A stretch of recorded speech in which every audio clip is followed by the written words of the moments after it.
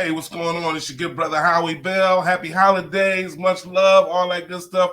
I'm rocking with my girl Michelle C today on Kandid Kisses TV. You know what I'm talking about? Make sure you follow your boy Howie Bell, HOWIEBIZZELL on the gram. Let's do it. It's the Jill of all trades, Michelle C, aka DJ Make a Move. She cute. Your host of Kandid Kisses TV, everywhere you need to be. And if you don't know by now, it's not your typical interview, y'all. Kandid Kisses blown away. Kandid Kisses TV for tomorrow today. Man, throw that auto-tune on that bitch. Have me sound like Teddy Payne. Hi there, this is Kim Cole, and you are rocking with Kandid Kisses TV. It's your boy Talent, baby. Michelle and Kandid Kisses TV with my girl Michelle C. Don't take it personal. Yo, what's up? It's bruh man from the fifth floor. In the ATL chilling with Kandid Kisses TV. What's up, y'all? You're watching Kandid Kisses TV with my homegirl, Michelle. Hello there. Have you asked yourself what you're missing? I have. It's Kandid Kisses TV.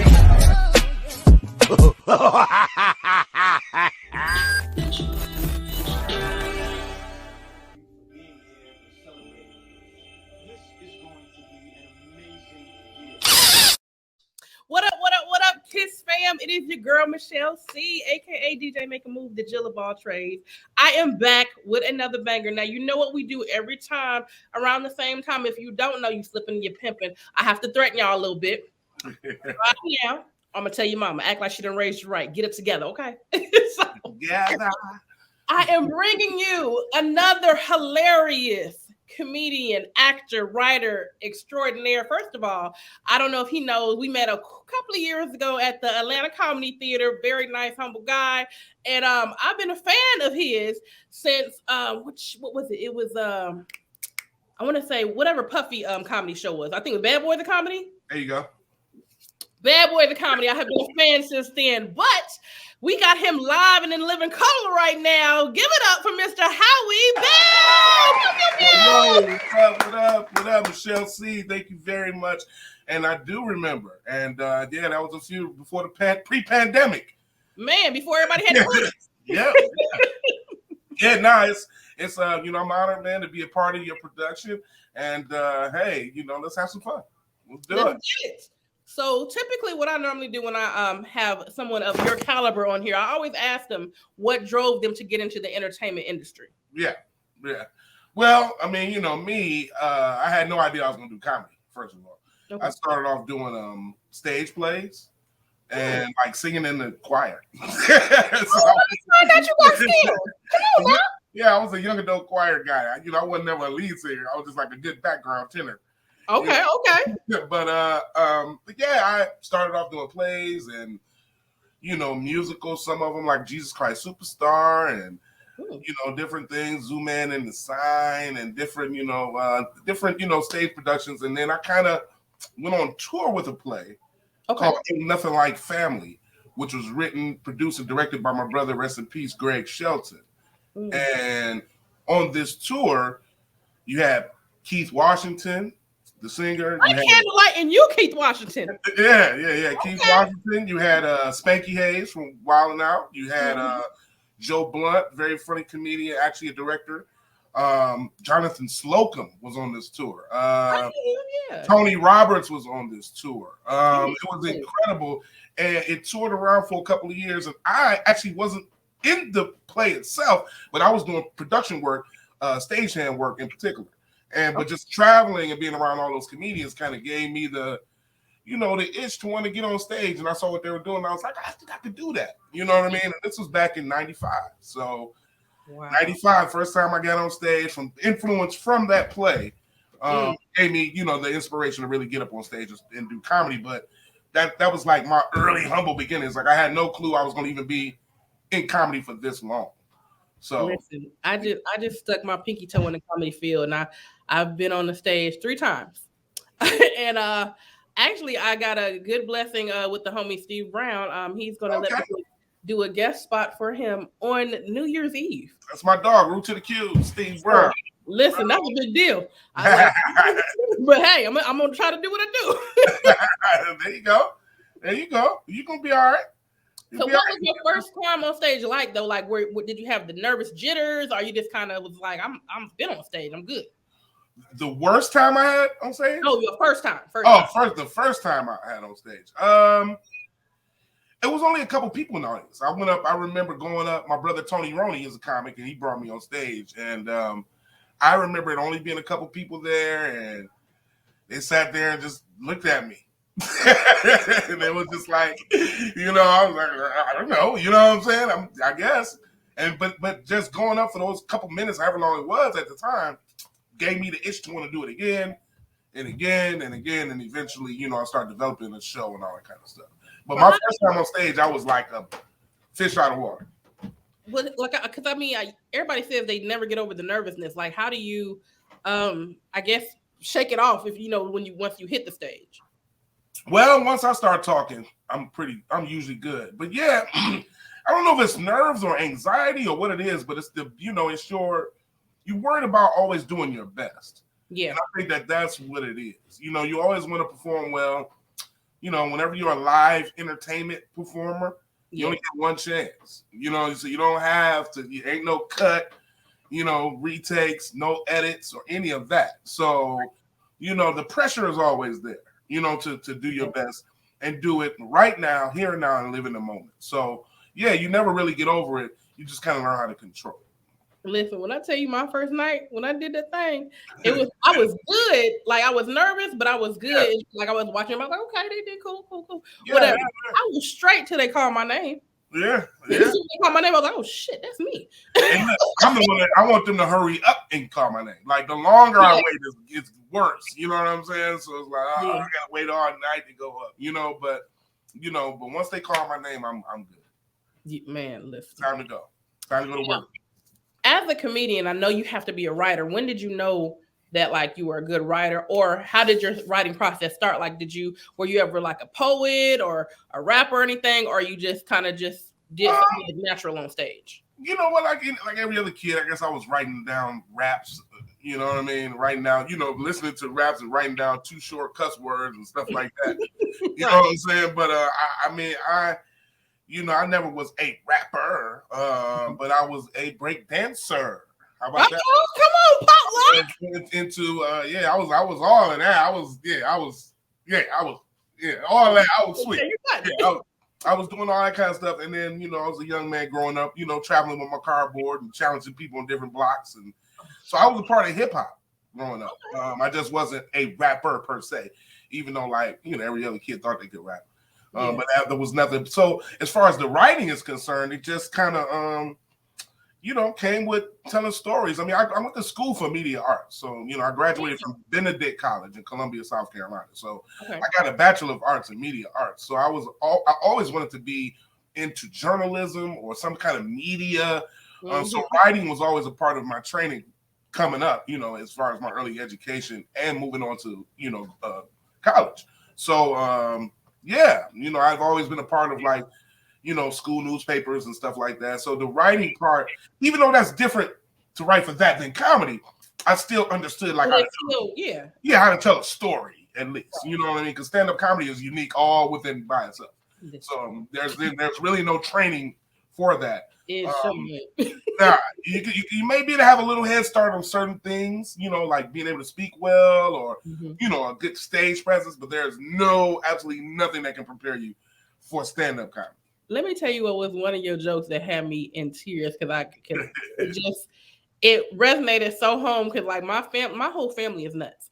And when you were talking about I don't remember it verbatim, but I remember you were saying that your grandma had wiped off the damn sandwich with the dish rag. I was True story. That's why it resonated so well because I was like, I know that shit was real. Absolutely. Yeah, my family was something else. Listen, that was so. Oh my God! I said I can see my mama doing some shit like that. And then you know what? I try to pull. It's interesting you brought that particular bit up. I just try to pull different real life instances that happen to me and make them and bring them to life on stage. And I think that that's the best way to stay unique It's the best way to be yourself and the best way to stay original. You know, that way you're not stepping on anybody's material. You pulling from your own life and making it humorous. Listen, that's been what's been working for me so far, because I didn't realize some of the stuff. Like a couple of friends of mine have been like, you should have did comedy a long time ago. I was like, why? And it was like, because you think like a comedian. What does the comedian think like? She was like, because you know how some, I don't know if all comedians think like this, but it takes something like catastrophic for us to be like, oh, maybe we should feel sad right now, because we can always turn a sad situation into something funny, even if it ain't funny. That's true. It was like, you legit think like a comedian, because like you should be crying right now and you sitting there like cracking jokes. I was like, oh yeah. The comedians are that's a gift from God, man. The ability to take, you know, something that's tragic or sad and make it laughable. And I think that's that medicine that we all kind of need right now, to be honest with you. You better say something. Come on, somebody. Yeah, to be honest, it's rough right now. We all need to laugh a little bit more if you really want to be honest. Yeah. Now, what is your ultimate, like, I guess, goal for the whole entertainment industry? Like, do you want to stay in the entertainment lane? Like, do you want to like write scripts? Do you want to do movies? Like, what is your ultimate goal with this whole entertainment thing? You know what? I'm living my goal. I'm living it. I'm living my goal. I'm living my dream. You know, I've been in several independent films. I just got through. Well, a movie just got released named Finesse 2 with my man Al Nuke that I was able to do a spot in. You know, I write. I mean, I would love to write more and do other things, but I'm living it, Michelle. See, I'm living proof of one that can take, you know, come from nothing and turn it into something and at least make a career out of it. Sure, would I like more money? Sure, like everybody else. Would I like to be in bigger projects? Sure. But am I happy? Absolutely. And that's all that matters. That's it. That's the blessing in itself. Yeah, you know, and getting out there and making people laugh and taking that stress away from them. Yeah. That is priceless. Yeah. You know, you don't get no better than that. And have somebody come to you after the show. I'm sorry, I didn't mean to cut you off, but you know, just people coming up to you after the show like, hey, you know, I've never been to a comedy show before. And, you know, this made me feel so good. I almost didn't leave the house. And those are the things that are valuable to me that I cash in on, you know, which is being able to make someone feel good, being able to change someone's attitude for that day or that year for that matter, or, you know, just making someone forget about the things that made them depressed before they saw me. To me, you don't get any more valuable than that. In fact, now I'm glad you said that, because my next question was, who is that person or what is that thing that is your stress reliever? Because like you entertaining the world, like what do you do to say, okay, I need somebody to cheer me up or, you know, get me in a good mood? I look at all kinds of stuff. I'm an information junkie. So, you know, I'm a big time YouTuber. You know what I'm saying? Like I go on there and I can watch YouTube for hours. I mean, I look at all kind of stuff. You know what I mean? I do look at other comedians, but not as much as like I do maybe like I'm a history guy, like history stuff. Okay. You know, I like outer space. You know what I'm saying? So I like to watch stuff like that. I'm a foodie. So I like to watch documentaries about people going to different countries and eating different foods and all these big, you know, gigantic lobsters and stuff like that. So I watch stuff like that for my entertainment. You know what I'm saying? To make me feel good. And then sometimes you can catch a little bit here and there and regurgitate some of it on stage. So, you know, I'm an information person though. I like to watch things that are informative. Yes. You know, things that, you know, and a lot of history stuff does that for me too. You know what I'm saying? So, I mean, I like to know stories about things that I never heard of before. And so those are the things that make me happy. You know, they basically learning something. Like, oh, okay, wow, I never knew that. So that's right.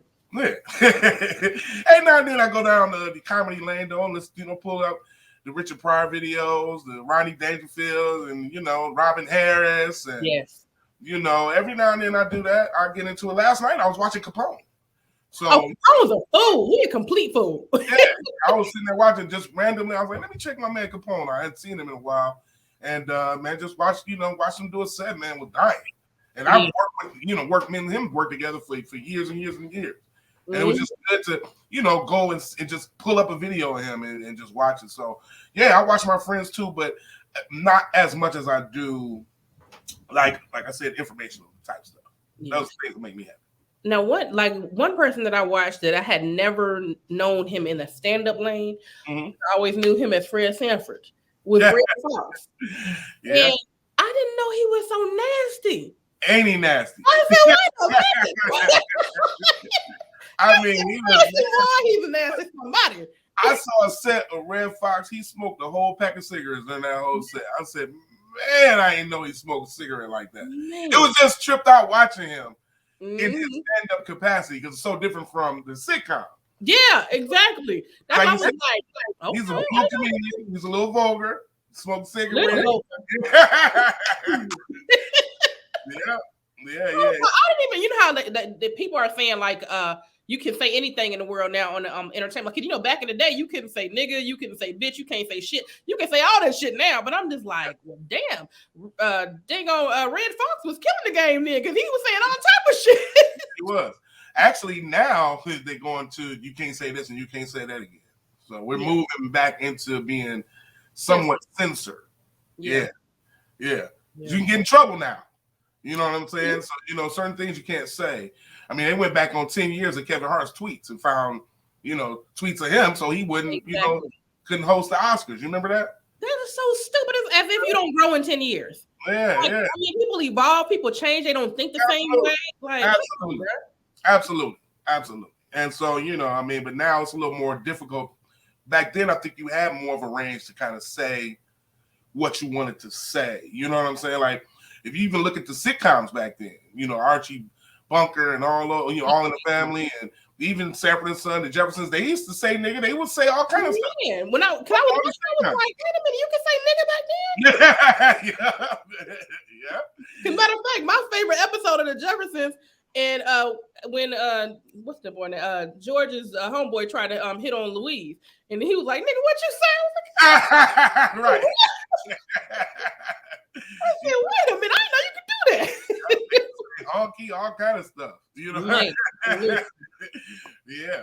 Now you can't say nothing. Your show be snatched so quick. In a heartbeat. Okay, and then you got to have an apology after you done got fired.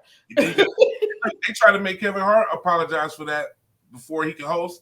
He didn't initially apologize. Right. So he didn't let him host, but they made him apologize eventually anyway. He still didn't host. So that's interesting. You know what I'm saying? Right. Stupid. It's like you want me to apologize and I still get the job. Don't get the job. Like right. The one thing I will say that's dope about him is like, you know what? I don't have to have the opportunity. I'm creating my own. There you go. There you go. And when you got the means to create your own, that's what you got to do. That's it. You know what I'm saying? That's what you got to do. We all got to do. We all got to use our resources and to our advantage. We got to stop depending and waiting on other people to do things. Listen, one thing I always tell, you know how everybody say new year, new me? Listen, every year I add another skill set to my resume. It don't matter what, as long as it's something that I want to do. But everybody's like, well, dang, you do everything. What don't you do, nigga? If the check involved, I'm coming. Right. Now, when did you feel was like your big break in the industry? Like, what was one pivotal moment you had in the industry that you was like, okay, I'm doing all right? The very, very first time I got on BET Comic View, and that was in '98. So my first season of Comic View was '98.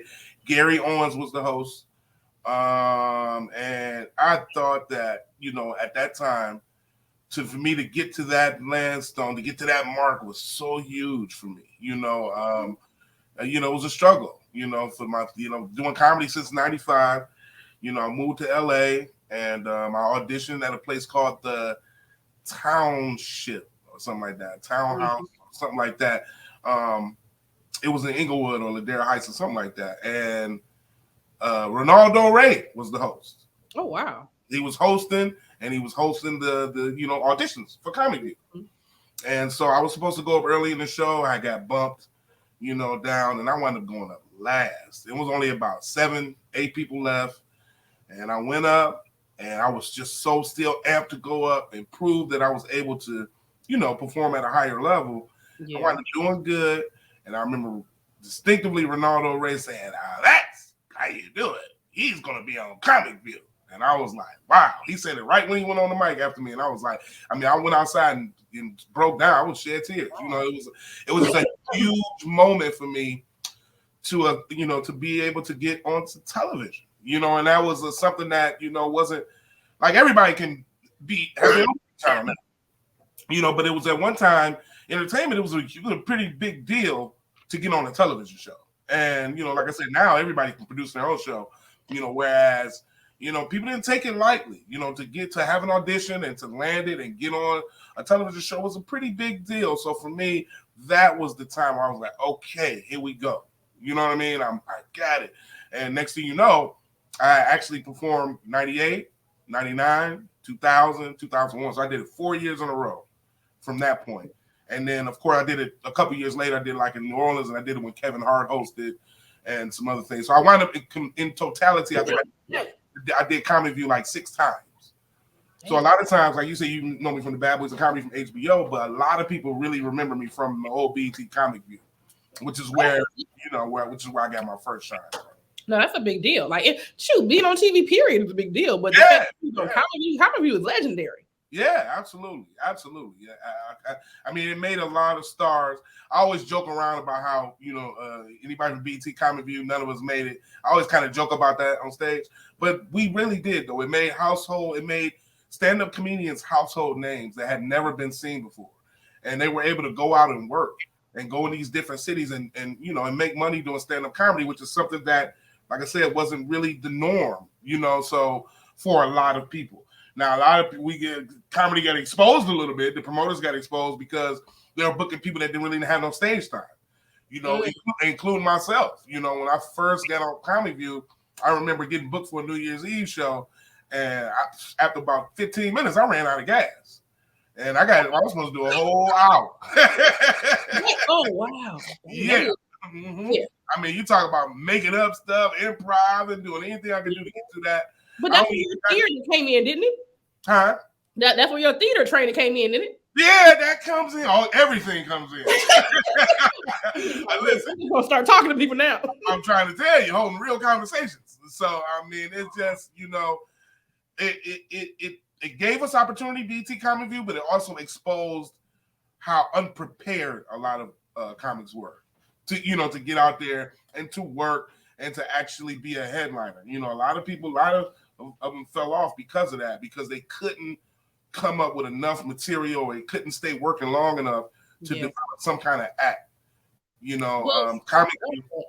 It's how do you not necessarily transition? What is the word I'm looking for? How do you, I guess, tell someone to prepare yourself for an hour or 30? Because I mean, all you can do is write and keep practicing, but how do you know when you're ready? When you're able to go up on stage consistently, multiple stages, and do that same type of material or same sequence of material, and it all work and it's all strong, and you do your time. So it takes. That's why it takes a year or 2 or 3 for some people to develop a special, because you do have to put in the time. You do. I mean, there's some really smart comedians out there that can do it much faster.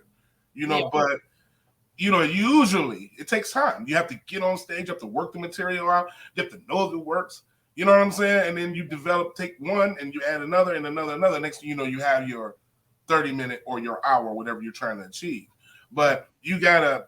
It's the only way that it works is through trial and error. So that's why it takes so much time to develop bits, and it takes time to develop. That's why comedians fight over jokes, because it takes so long.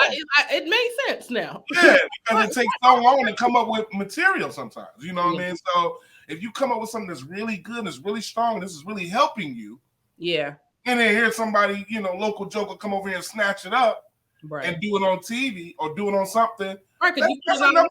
Yeah, that's you stealing somebody's intellectual property. That's enough to make somebody fight.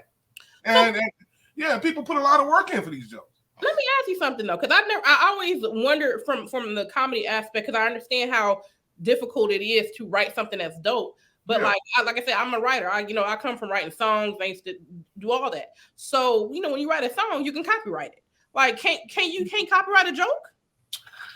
You can copyright a joke, but you can't copyright an idea or a premise. You understand what I'm saying? True. So you can take something that you put together, and you can always have it copywritten, You know, but there's still always going to be some kind of ambiguity there as well. I mean, you gotta, it's talking. You know what I'm saying? And so whenever you're trying to patent words, you're gonna run into some difficulty. But you can't like, okay, for instance, if you come out with a comedy album, the comedy album is copywritten.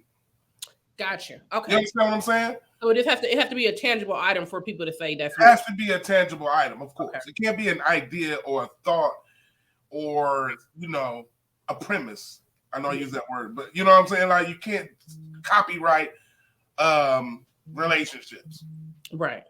You know what I'm saying? Nobody can do that. But a lot of people talk about relationships. True.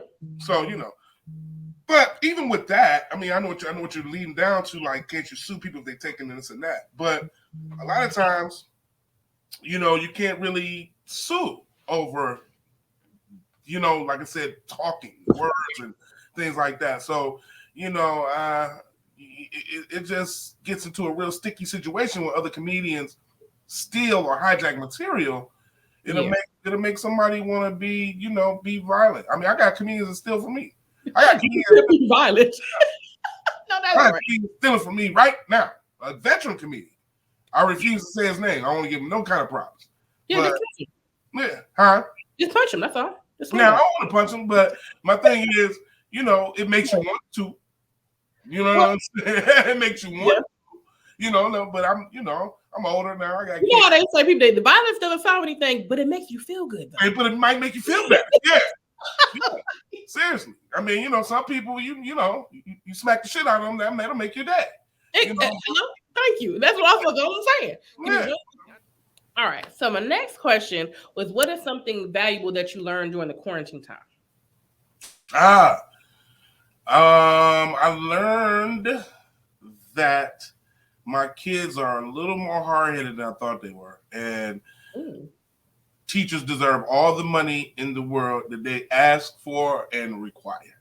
Because homeschooling was very, very challenging, to say the least. So you learned that. Yeah, I learned that the education system needs to be held in a little more high esteem. And, all parents aren't good teachers, including myself. Thankfully, I don't have that struggle, but plenty of my good friends have that struggle. And they be like, nigga, listen, I ain't signed up for this. Yeah, it's rough. My whole new respect and outlook towards teachers. And what was your worst subject during this digital learning process? Math. Listen, you better say that. Like, algebra ain't never did nothing in my life. I don't know why.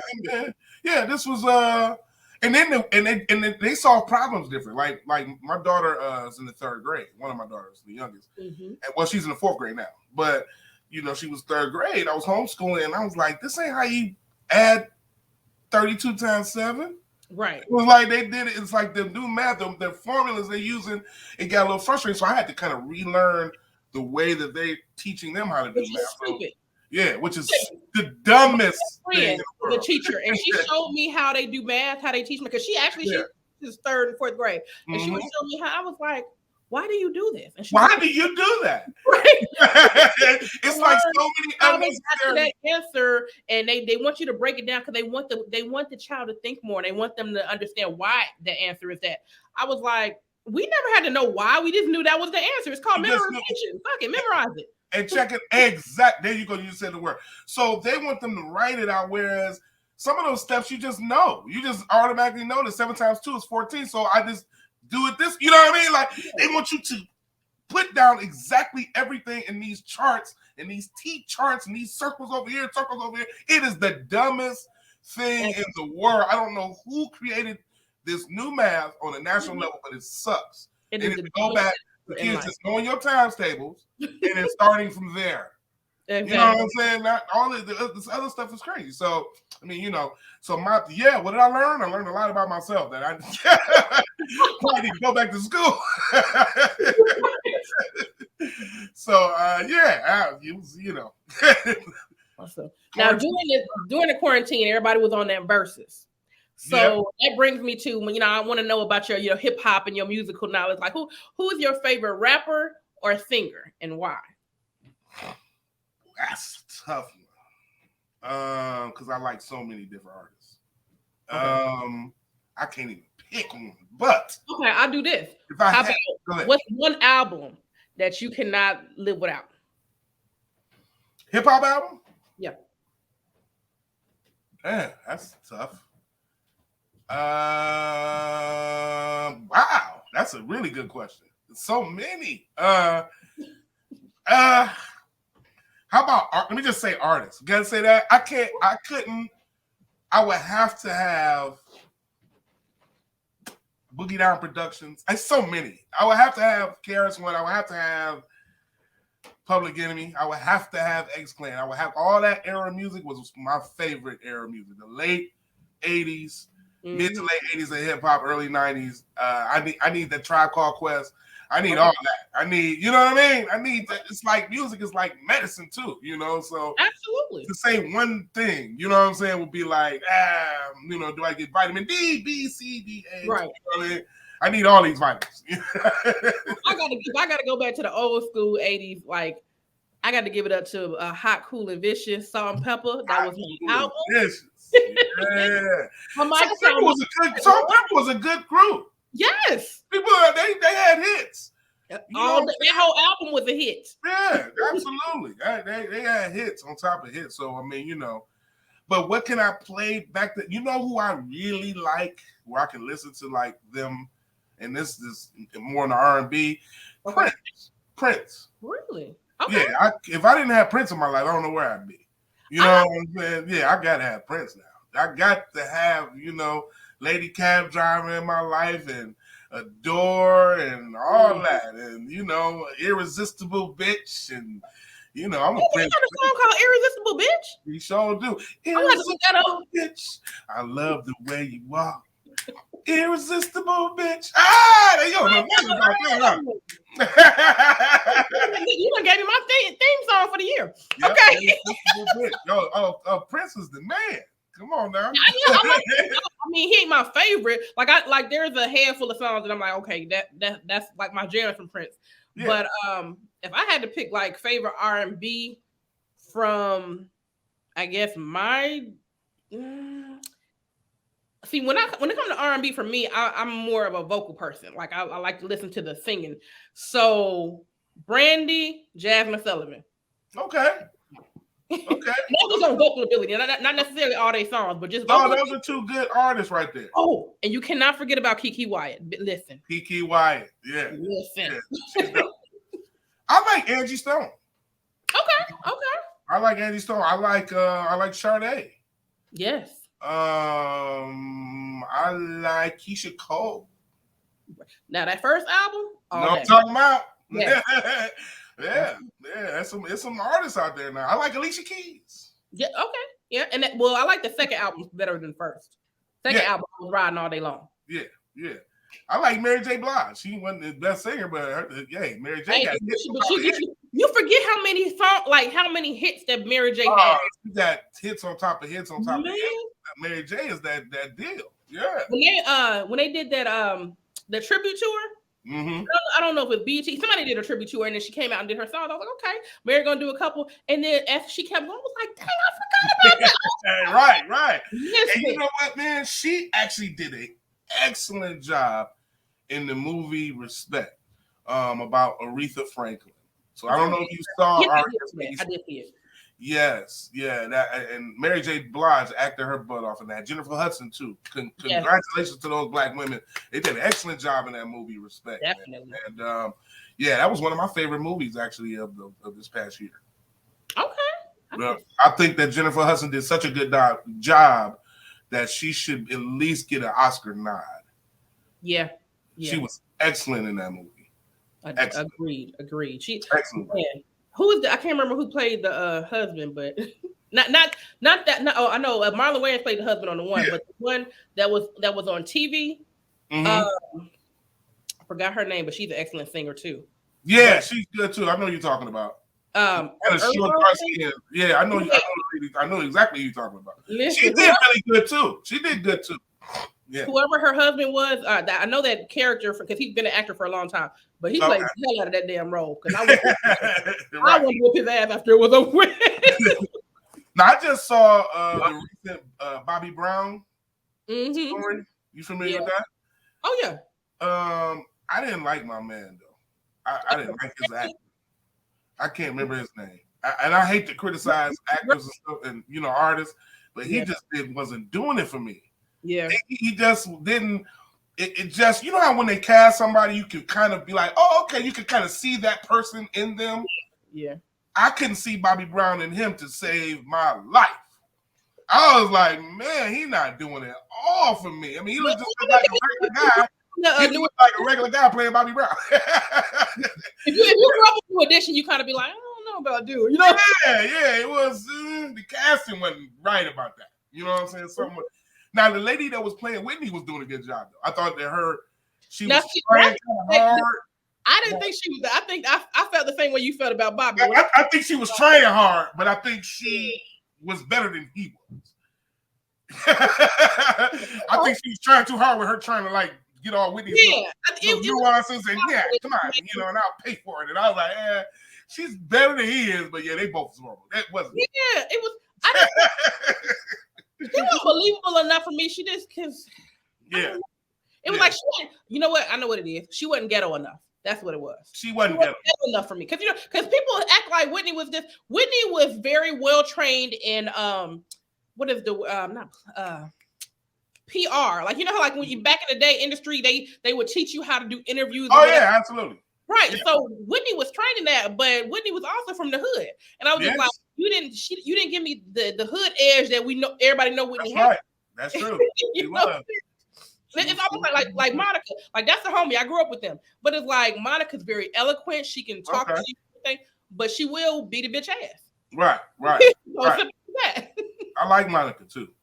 Definitely. Yep. So we are moving on. What are some words of wisdom you would give any upcoming entertainer or entrepreneur? What I would say is save more money than you spend. It's not all about how much you make, it's about how much you save. No, that's if you can do that, you can at least treat yourself to some of the pleasures that you deserve in life, especially because a lot of artists are starving artists or always trying to come up, always looking for their next check or their next meal. So you got to learn how to save. You have to be able to do things for yourself. And that's what we as artists forget. We're so busy, like you asked earlier, you're so busy giving into the world and giving. What do you do for yourself? And which is an excellent question, which is a very, real thing. You got to do something for you. Yeah. If you're not doing something for you, you can't be good to anyone else. And so, save as much money as you can, spend less, no matter how much money you make. Trust me, that'll work. So that'd be my number one advice to give someone is some financial advice. Hello. Try to take a little bit of what you make every time and put it away, or take a little bit of what you make every time and get you, maybe a Robinhood account or some kind of, investment account where you can start to at least see some of your money do something. Yeah. Going out and buying Jordans and Gucci and stuff like that ain't necessary. Go ahead and save your money, start stacking up, getting ready to get you a house or real type of, some real estate or, you know what I'm saying? That kind of stuff. You know what I'm saying? So take care of you, artists. Instead of buying all these clothes from other brands, make your own shit. I'm in here making my own shit. I ain't got time. You know what I'm saying? See what I'm saying? Make your own shit and keep it moving. Mm-hmm.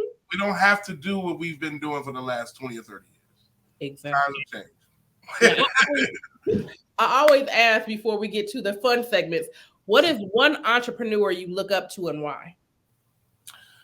One entrepreneur that I look up to. I'm gonna be honest. Who I was impressed. I look up to many. I was impressed the time I spent around Diddy. So I was able to be one of his writers when he hosted the MTV VMA Awards some years ago. And being around him and looking at his work ethic. I mean, we would be with him, with the writers, and we would be with them rehearsing all the way up until, late in the night. And then we would have to be at the venue, maybe 8 o'clock in the morning or something like that. And he would already be there. So it'd be like he would be up when we went to sleep. He would already be there rehearsing when we got there. He was always taking some kind of phone call. He was always doing something. never saw nobody work this hard. You know what I'm saying? With my own two eyes. Now, I'm sure people work harder or as hard as him, of course. I'm sure there are people, you know, but this was somebody I witnessed with my own two eyes, bust his ass, maintain his demeanor, host a major international television show, and still run his business, you know, Shine John and, you know, all the different things. Like I went to his, I had a chance to, after that, was to go to New York, and I went to the studio, and, you know, I went up to Shine John, to, you know, to the clothing office and all that stuff. It's just, it was super incredibly impressive of what I saw from him as an entrepreneur. He's bigger than an entrepreneur. Of course, he's a mogul, but, you know, he has the entrepreneurial spirit, and that's where he comes from. But that's how you get to be a mogul. You start with the entrepreneurship. Yep. Now, what you're not going to do is just skip over the fact that you wrote for Diddy. Like, like you definitely got to tell me how that worked. It was good. So Mitchell Marchand, who was a very famous writer in Hollywood, works on a few shows, has for years, some of the top shows. He actually works with Brother Wayne's, with Marlon, on his show. Chris Spencer was there as one of the writers. Alex Thomas, myself, Howie Bell. Who else was with us? Johnny Mack. I don't know if you know Johnny Mack. He used to work with Jamie Foxx for a lot of years. Yeah. And so we were like the core writers. And so this is around the time when Diddy was changed his name from Puff Daddy to Diddy. I don't know if you remember that. He dropped the whole Puff Daddy thing and became Diddy. So we came up with a sketch about that. And my sketch was one of the ones that actually made it to the air. So I had so just to tell you what the joke was, it was like, it was these white guys, other white writers, you know, not taking nothing away from them, but they wanted to have like a person dressed up in a big capital letter P with like a beer bottle or something, like acting drunk, and want to be like, why did you leave me? This is like the humor that they wanted. Right? So this is the humor they wanted for a sketch. Like, why would you leave me? You know, you dropped the P off, you know, and all this. This is what they wanted. And I'm like, no, that's so corny. Right. I was like, we cannot do that. Right. Diddy can't have a drunk P walking around talking about, why did you leave me? I was like, so I'm in the writer's room. I'm like, nah, this is what we're going to do. You know what I'm saying? He's going to sit there. He's going to be going through these names, and he's going to try to find the right name. So I was making up names like Condoleezza Diddy Combs, you know, like Quincy P. Diddy, you know, Quincy P. Diddy Jones and stuff like that. So I came up with a sketch of like he was going through these pictures and these ideas, and that's the one that actually made it. So my sketch actually made it to the air, which makes more sense because you get the culture, and because like it was a culture issue. It was like, dude, come on, man, we're not gonna have him. And I get you guys are very talented. Not taking nothing away from the white guys, you know, that was coming up with these ideas. They were funny ideas, but they were corny for him. You know what I'm saying? Right. It was like it didn't match right. So so that was a great experience. It was with a good core of writers that still write in Hollywood. All those guys are still writers now. And it was an awesome experience. Yeah, it was. Awesome. I'm sure. I mean, to be in a writing room with that many creative minds, because I know I'm aware of all of those people, and they're all super dope, super talented. So they all are. All of them are incredible. I know y'all acted a fool in that room. Oh man, we got into arguments and all kind of shit. Yeah, it was real. Hey, one time we was at, look, we was over Diddy house, and he has a house in Star Island. Okay. So we would go over there and write sometimes, you know, during the day and what have you. And this is one evening we was over there, we arguing like a motherfucker. This nigga Diddy opened the door up. We had these sliding doors. He opened the door, like, now y'all working. Boom. I was like, that's what's up, man. He's right though. You know, whenever you start getting the heating up and start to arguing and come over ideas, now the creativeness comes out. He ain't make y'all go get no cheesecake, did he? No. No. Actually, stop arguing. I'm gonna make everybody got there and walk to get some cheesecake. Nah, actually, he fed us very well. I mean, he took care of us top shelf, everything from the weed to the drinks to the food. I can't complain about anything that happened at the time that I was with him. Got paid all our money. All was great. If you ever need me to pull up with you to a Diddy party, just let me know. I'm just right. I haven't been to one in a while, but it was fun. The ones I did was very fun. I know that's right. So now we are moving on to our fun segment, which is Kiss or diss. Now, kiss or diss is just Kiss celebrity or crushes. Name some celebrity crushes. You're gonna decide who you kissing, who you dissing. All right. We got Megan Good or Issa Rae. Who you kissing, who you dissing? I'm a Megan Good. That's the stallion, ain't it? No, Megan Good is Megan Good, oh yeah. Oh yeah, I like her. I like Megan Good. Or Issa Rae. Uh-huh. Ooh, I'm gonna kiss Megan Good. Okay. I'm gonna diss Issa Rae. I hate that one though. That's tough. Taraji P. Henson or Regina Hall. Who you kissing? Who you dissing? Oh, I love me some Taraji P. Henson now. Come on, you know I gotta kiss her. I've been loving her since baby boy. That's my girl right there. Oh, that's who I'm kissing. Taraji, what's up? All right, so last one is gonna be a little bit difficult. Tracy Chapman or Grace Jones? Who you kissing? Who you dissing? That ain't that difficult. Grace Jones is sexy as hell. Okay. I'm going with Grace Jones. That stone look and all them hard features. You know what I'm saying? With that body, yeah, Grace Jones, all right with me. Mm-hmm. Hey, that's somebody brother or cousin, like Bishop Noel Jones or somebody. Oh God, I thought you mentioned. Okay, never mind. You know who Bishop Noel Jones is, right? You ever heard I know the name, but I don't know who he is. But I know the name. Yeah, he's like an evangelist. You know what I'm saying? Like a real famous preacher. I think that's Grace Jones's brother or something. Okay, cousin or brother? Yeah, I'm not mistaken. Yeah. I thought you was trying to say she looked like a dude, but it's well, some people do think that Grace Jones looked like a man, but I thought she was very sexy, especially in Boomerang.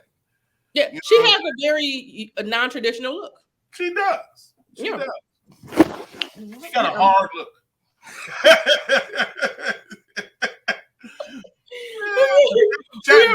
What I can remember, she wasn't never nothing about her.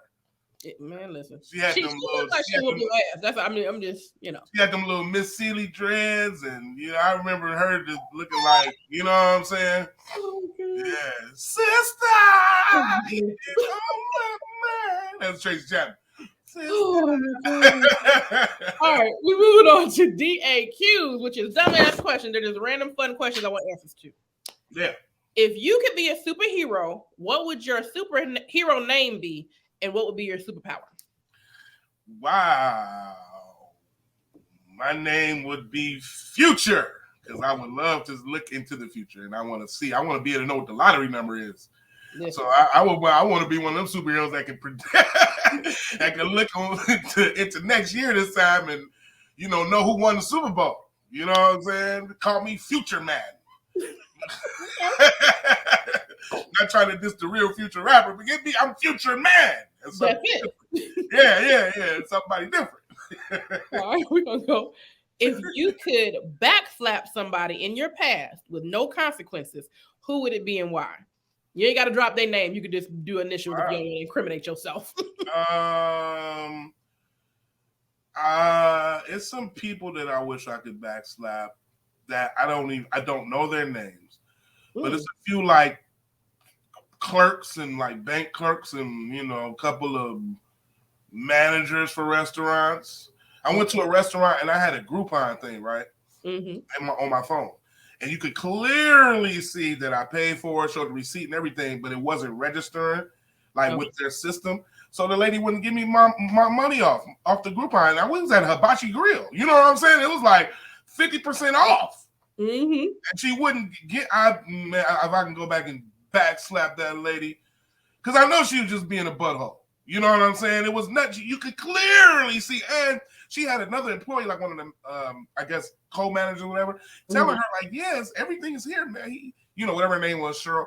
Yeah, he has everything, Cheryl. He has all the. She was like, we can't do it. No. And he was even like, well, we can give them one of our gift cards and they could use that. She was like, no. Like I could hear over the speakerphone. It was crazy. Yeah. So he couldn't help us because she wouldn't do it. Wow. She clearly didn't want to help us. And I think because she knew my voice was that of an African-American male. And I think my voice made her, honestly, she was just a total, complete butthole. I wish I could. So what you should have did was handle it like they do and just be like, I am emailing a strongly worded letter. We did. We contacted corporate about it. Yeah, absolutely. Okay. Yeah. Got all kind of gift cards after that. I know that's right. Yeah. Oh, goddamn hibachi grill after this shit is over. I'm trying to tell you, I tell people all to do exactly what you said. Start typing. You know what I'm saying? And then once you do that, trust me, you'll get more out of it than arguing and doing all that stuff. Say that. You know what I mean? What is the worst name you can name a barbershop?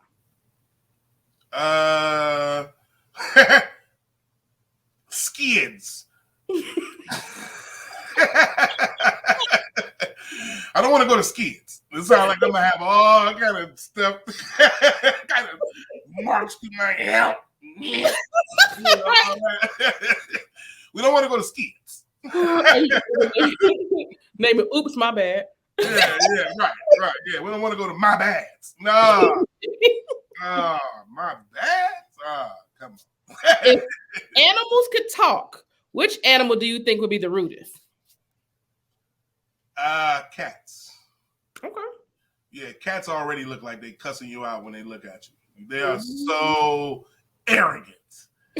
Some of the most arrogant damn animals I ever seen in my life. A damn cat. Listen. You know?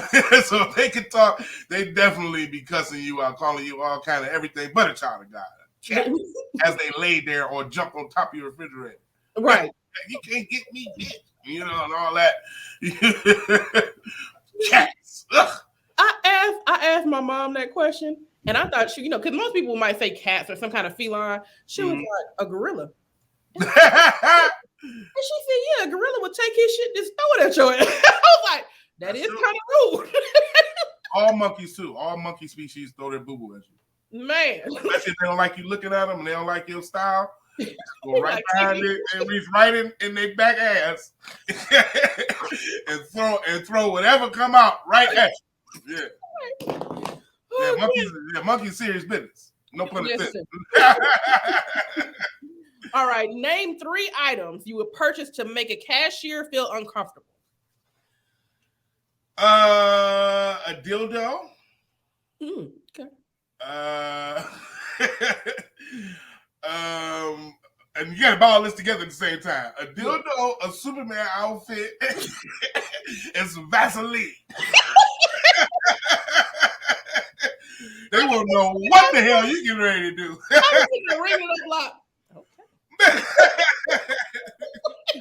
And cashiers see everything. Man. All right, we are moving on to what grinds your gangster. Name one of your pet peeves. Pet peeves, something I just don't like. Mm-hmm. I don't like, let me tell you something.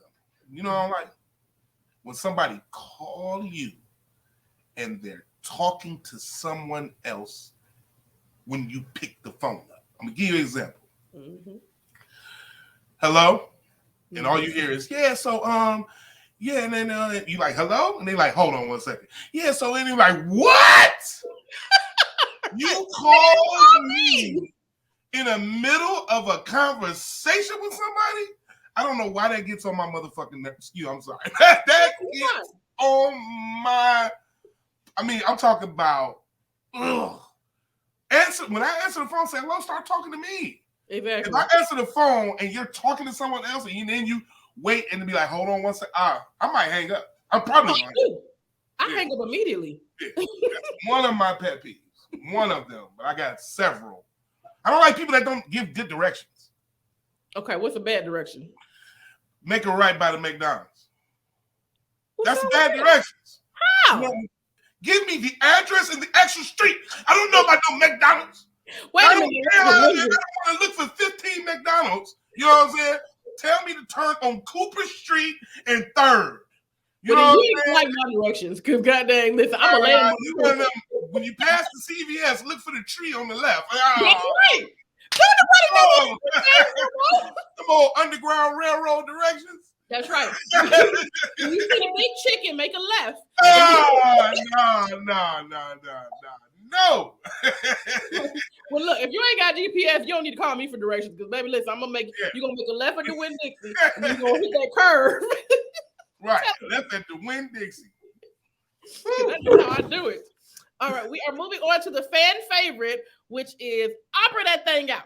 Now, Opera That Thing Out is where you pick a song that you know at least one full verse to, and you have to sing it in your best opera voice. So it could be a rap song, R&B, nursery rhyme, whatever you want to do.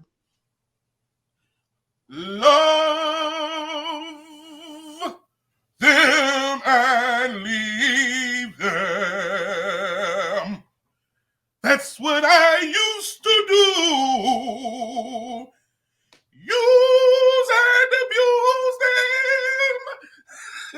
It was pain before pleasure. Thank you.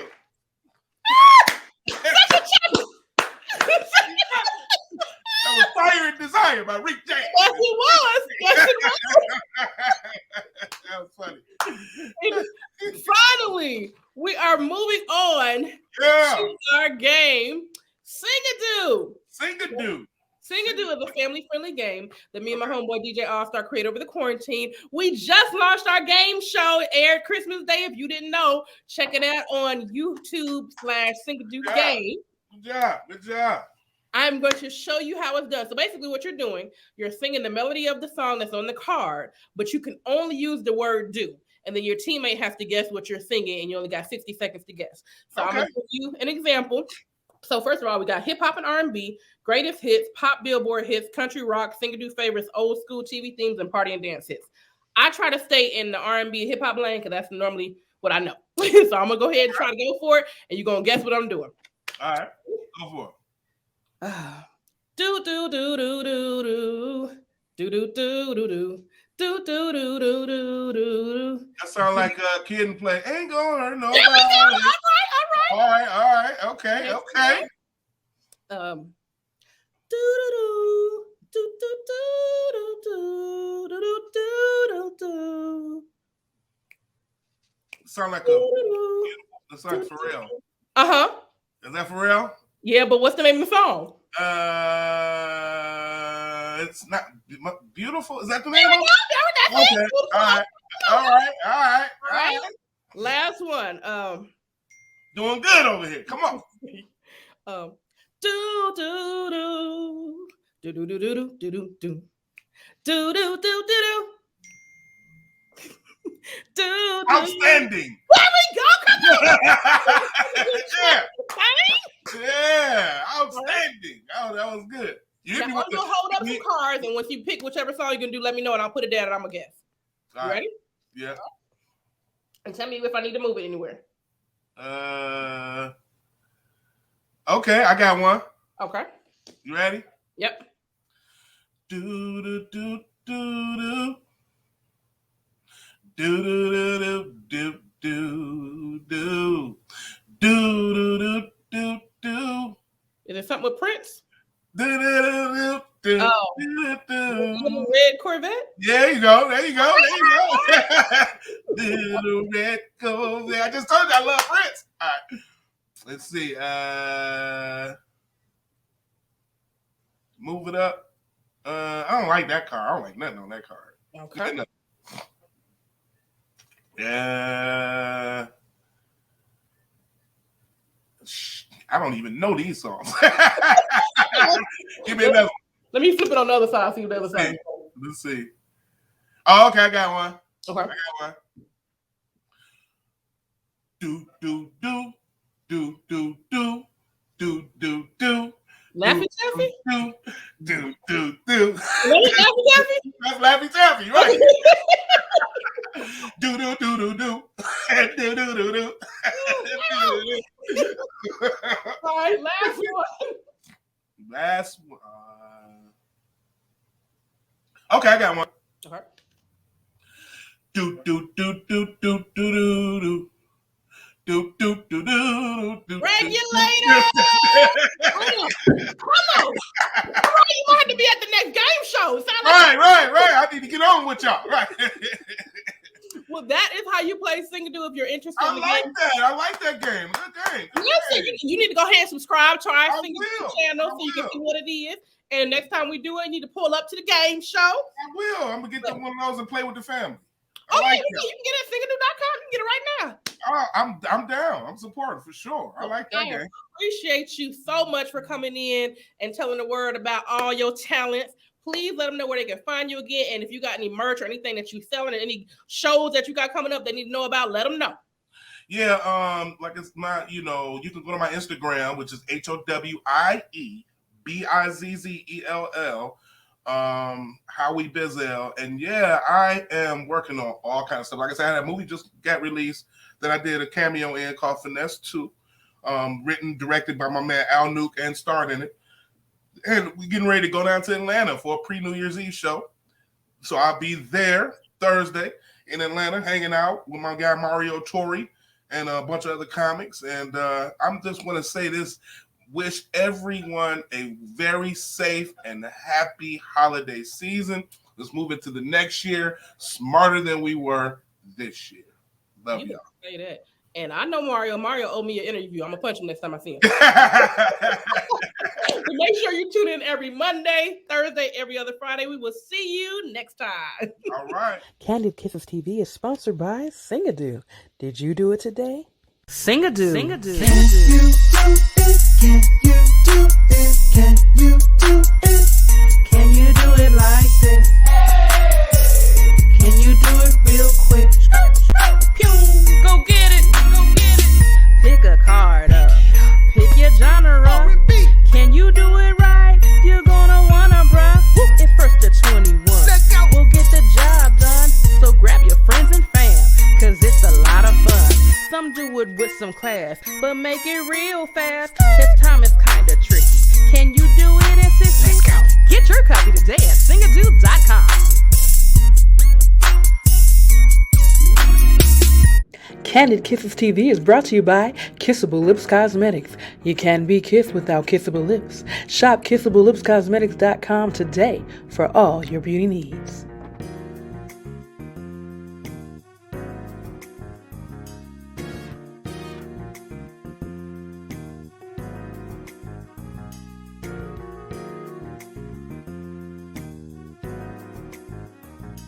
Guess what? Candid Kisses TV has merch. That's right. You can find it at artistperiod.com. We have everything you need. We have hoodies. We have coffee mugs. We even have throw pillows and beach towels for the summer. Get it right. Keep it tight. Listen, everything you need to get your drip right, artistperiod.com has it for you. That's ARTISTPERIOD.com. Get your drip right with artistperiod.com and Candid Kisses TV. Make sure you get it today.